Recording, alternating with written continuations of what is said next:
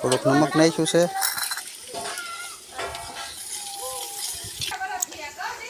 ચાલો મિત્રો હવે આખી ડુંગળી નાખી છે। હા આખી ડુંગળીને ઘડીક આપણે સડવા દઈશું।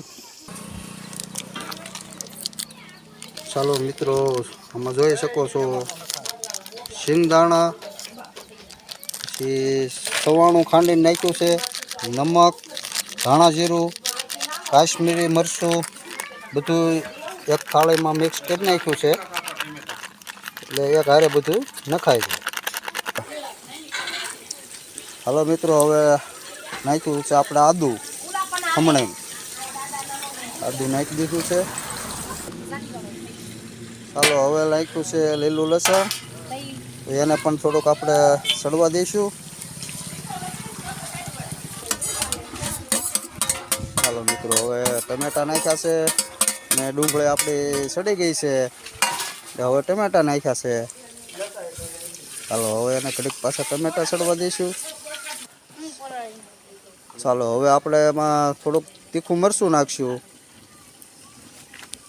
આપણે ઓલા ગ્રેવીની અંદર પહેલાં થોડુંક કાશ્મીરી ભેળવેલું છે, એટલે હવે આ તીખું મરચું નાખશું। હવે રસા માટે આપણે એમાં પાણી નાખશું। જો મિત્રો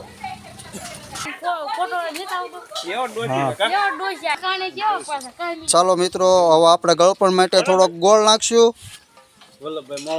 થોડોક ખાટો મીઠો ટેસ્ટ આવે। અને હવે એમાં એક લીંબુનો રસ નાખશું। હા લીંબુ જો રસ કાઢી અને એમાં થોડુંક આપણે લીંબુ નાખશું। ચાલો મિત્રો હવે આપણે રસો પાકી ગયો છે, તો હવે આપણે બધું મિક્સ કર્યું હતું, શિંગદાણા, સવાણું, ધાણા જીરું, નમક બધી વસ્તુ હવે આપણે એડ કરી દેવું અને એને હવે ઘડીક પાકવા દેવી એટલે આપણું શાક તૈયાર। ચાલો મિત્રો હવે આપણે શાક થઈ ગયું છે તૈયાર। હવે આપણે ખાલી એમાં ધાણા નાખવાના છે, ધાણા નાખી દે એટલે આપણું શાક તૈયાર। પછી મિત્રો જો તો આપણે મરચાં તળી નાખ્યા છે, બાજરાના રોટલા, ઘઉંની રોટલી અને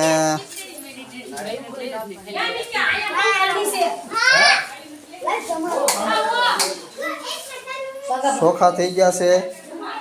પછી આગળ આપણે જમવા બેસી જઈશું। ચલો મિત્રો આપણે અત્યારે આ જગ્યાએ સીવી, તો અહીંથી આપણે જોઈ શકો છો, જો આ છે ડુંગર, પાલીતાણાનો ડુંગર છે। આપણે